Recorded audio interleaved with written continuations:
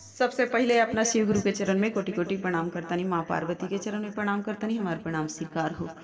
देखी दीदी, हम अपना माँ भवानी के एगो भजन गावतनी।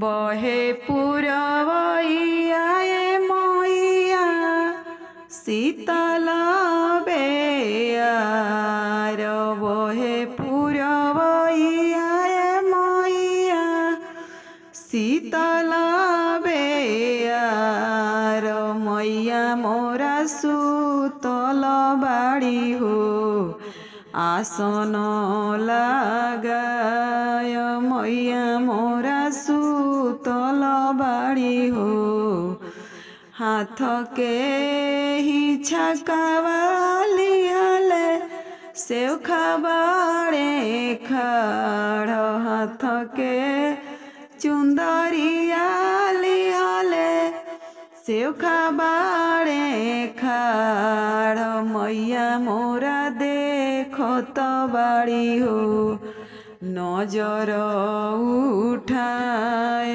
मैया मोरा देखत बाड़ी हो नजर उठाय, मांगू मांगू सेवा खाओ मांगू कुछु दान, मांगू मांगू सेवा खाओ मांगू कुछु दान, देवेलाई हम बानी भइल तो यार, देवेलाई हम बानी भइल तो रौरे देहाला काए मैया सब कुछु बा, देवही के बात ए मैया दे दियो आशीर्वाद।